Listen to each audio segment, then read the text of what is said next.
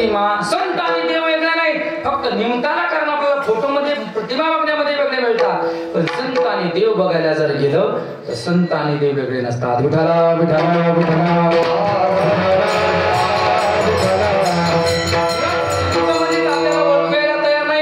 आपण एखादे भगवे वस्त्र घातले, जराशी काही कलर केली, जरासा काही चमत्कार दाखवला का त्याला आपण संत म्हणतो, पण माझे माऊली ज्ञानोबा म्हणतात त्यांना संत असं म्हणत नाही. संत नेमकं म्हणावं कुणाला? माऊली ज्ञानोबा सुंदर भूमिकर्ज करतात.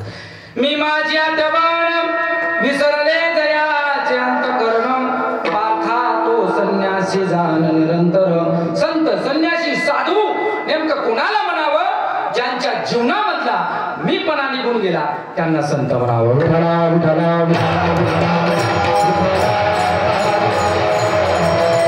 काही जण महाराज काही कोणतं कार्य महाराज आपल्याशिवाय सत्ताच होत नाही. हा तुम्ही गाडी डंपत मांडव टाकतात लोक, बरोबर आहे का नाही महाराज? काहीच कोणावर कोणाचं अडून जात नसतं महाराज. मी पण जोपर्यंत माणसाच्या अंगामधला जात नसतो तोपर्यंत त्याला संत म्हणत नाही, मी म्हणत नाही. माऊली ज्ञानोबा सांगतात मी माझी आठवण विसरले जयाचे अंतःकरण, पार्था तो संन्यासी जाण निरंतर. भगवे वस्त्र घातले म्हणजे संन्यासी होत नाही आणि साधू होत नाही. भगवे तरी श्वान वेश नोहे त्याचा, सहज अनुभवाचा काय पंथ.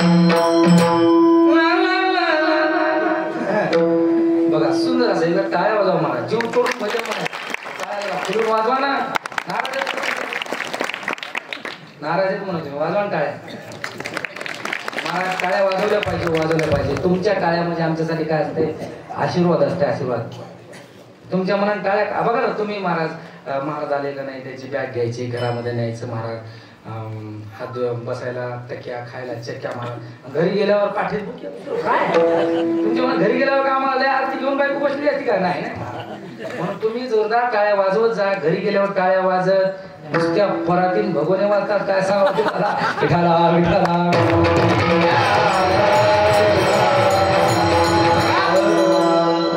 वरी भगवा झाला नामे, अंतरी वच केला कामे, त्यासी म्हणून साधू जगी विटंबना बाधू. वरून साधू दिसत जरी असला, अंतःकरण जर त्याचं निर्मळ नसेल तर तो साधू होऊ शकत नाही. विठाला विठाला विठाला.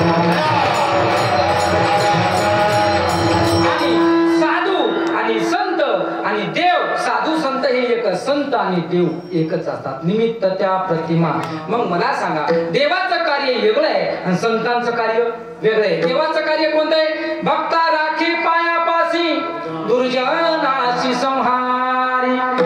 यदा यदा हि धर्मस्य ग्लानिर्भवति भारत, अभ्युत्थानाम धर्मस्य तदात्मानं सृजाम्यहम्. भगवान परमात्म्याचं कार्य एकच आहे. पापी लोकांचं संहार करणं आणि पुण्यवान लोकांचं रक्षण करणं. बघा, भगवान परमात्म्याचं काम काय? भक्तांचं रक्षण करणं आणि दुष्टाचा संहार करणं. भक्ता राखे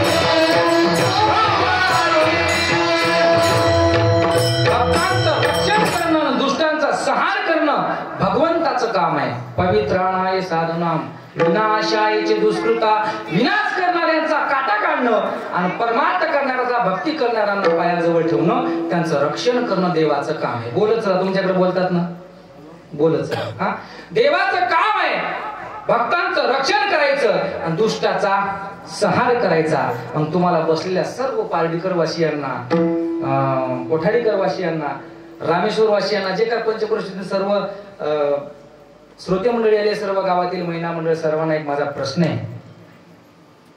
जर भगवंताचं काम असेल की पुण्यवानाचं रक्षण करणं, पापिष्टाचं नाश करणं, रामायणामध्ये बघायला गेलं तर रावणाचा काटा काढणार, हनुमंतरायाचं रक्षण केलं.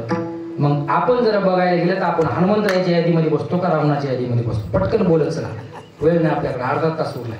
बोला ना, कोणामध्ये मोडतो दादा? आपण हनुमंतराय का रावण? पटकन बोला, मी जाणार नाही पुढे बोलल्याशिवाय. बाबा कोण? आपण हनुमंतराय का रावण? कोण बाबा? हा, बोलत नाही का तुमच्या? मी जाऊ का घराकडे? मी जाऊ का घराकडे? बोलतात ना. आपण रावण का हनुमंतराय? बोला, मी बोलल्याशिवाय पुढे जाणार. आपण पुण्यवान, पुण्यवान म्हणलं तर हनुमंतराय, पापिष्ट म्हणलं तर रावण. आपण हनुमंतराय का रावण? म्हणजे आपण पुण्यवान का पापिष्ट? लवकर बोला. हा, पापिष्ट. काय म्हणले तुम्ही? पापिष्ट. किती पाप केला असेल तुम्ही करून? किती पाप केला असेल? लईत लई इथं बसलेल्या पार्टीमधल्या किती जरी पापिष्ट का पार्टीमधला माणूस जरी आणला, नाही त्या महाराष्ट्रामधला नाही, भारतातला जरी माणूस एखादा आणला, त्यानं करून करून 5-50 कोंबड्या, 5-25 बकऱ्या खाल्ल्या, याच्या पलीकडे पाप आहे का? 4-5 जणांच्या सोयरी की मोठ्या असतील करून करून. शेजाऱ्याचा हातात धुरा काढला असेल करून करून, पापच काय केलं आपण? याच्या पलीकडे पाप आहे का सर्वसामान्य जीवाचं आपलं? बोलत चला पटपट. आहे का? याच्या पलीकडे पाप आहे का आपलं? नाही. रावण एवढं पाप आहे आपलं? आपल्या धीमध्ये देवाची बायको चोरून आणायची? जाऊ द्या. वाल्या पळ्या एवढा पाप आपण करू शकतो?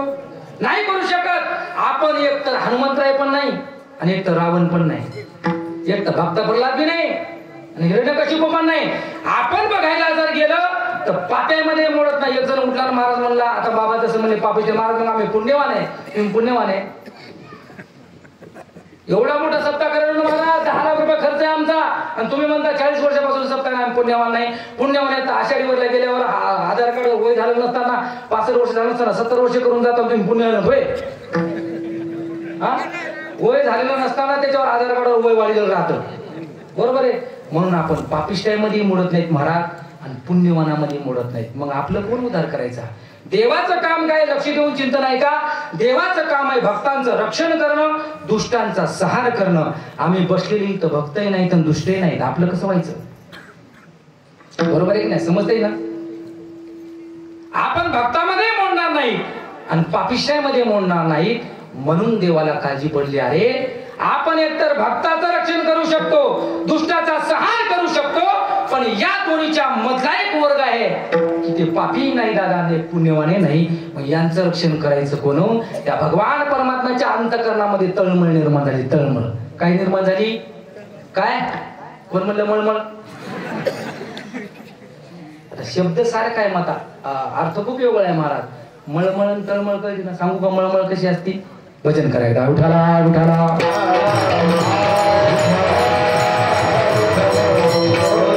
मळमळ आहे का कशी असती? तळमळ सांगतो नंतर. मळमळ आहे का अगोदर कशी असती बघा. कीर्तन करून घराला वसमतला गेलो मी. वसमतला गेल्याच्या नंतर रात्री 12-1 वाजला झोपी गेलो. झोपल्याच्या नंतर सकाळी 5:30-6 वाजता घरून एक आमच्या भावकीचा माणूस आला. लक्ष देऊन आहे का? भावकीचा माणूस सकाळी 5:30-6 वाजता घरी आला. घरी आल्याच्या नंतर वसमतला 4 वाजला. माझी बायको 5:30 वाजता उठली, तिने दार काढलं. बोला की भाऊजी कसं काय आला? महाराज कुठे? महाराज कुठे? ते म्हणले रात्री कीर्तनाला गेले तिकडे नांदेडच्या पलीकडे, उशीर झालता यायला, झोपलेत बेडरूम मध्ये. बर, त्या लवकर उठवा. गावाकडे त्या गावातल्या जाऊला आरोग्य बोलतात महाराज, लय अवघडे बघा. मग त्याला लवकर उठवा. माझी बायको आली म्हणली महाराज उठा म्हणली लवकर, ते आपले भाऊजी आले म्हणली तुम्हाला कशाला न्यायला आले काय माहिती.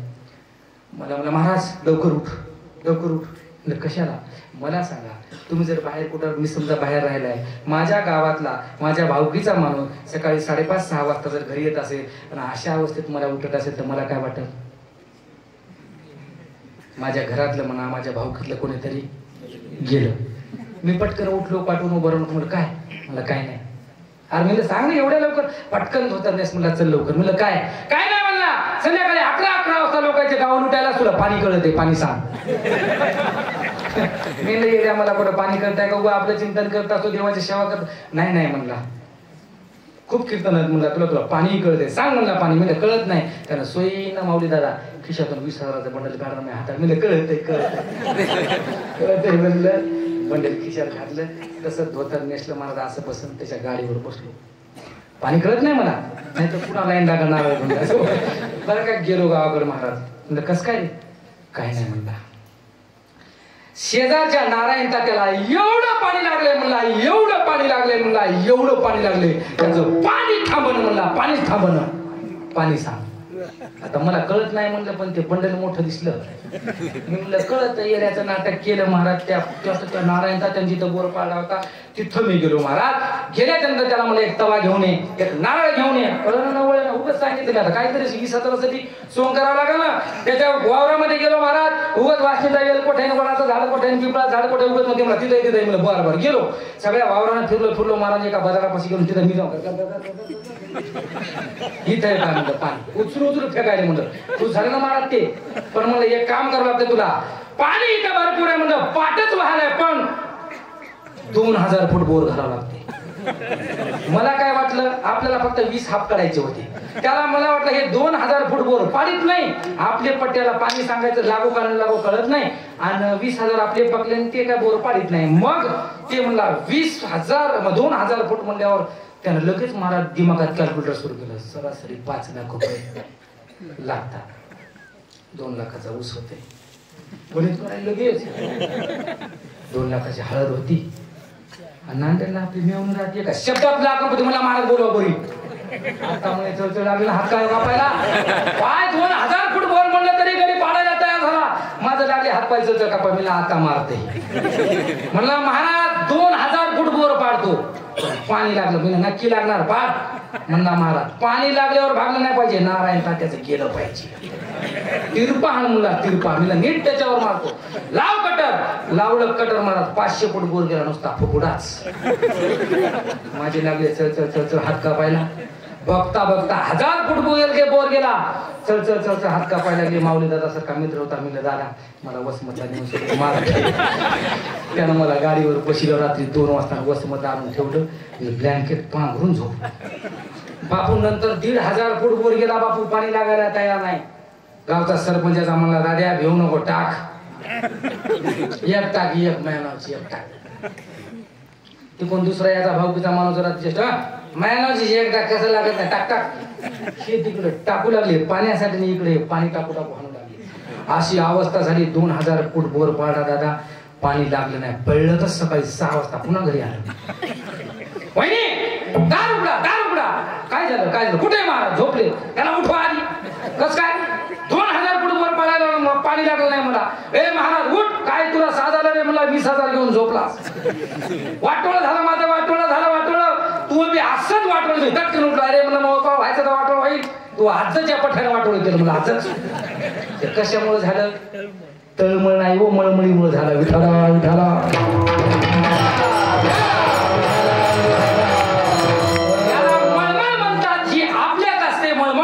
पण संतांच्या देवाच्या अंतःकरणामध्ये तळमळ झाली दादा.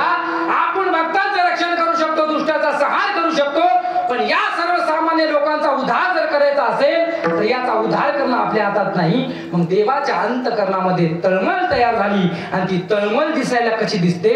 तर ती तळमळ म्हणजे माऊली ज्ञानोबर आहे. ती तळमळ म्हणजे जगद्गुरु तुकोबर आहे. ती तळमळ मध्ये माझे नाथबाबा आहेत. बघा ते संत जे आहेत ते तळमळ आहेत. आणि त्या तळमळीसाठी, त्या तळमळीचं रूप म्हणजे संत आहेत. त्या संतांनी अवतार घेतला महाराज. कशासाठी? उपकार करण्यासाठी.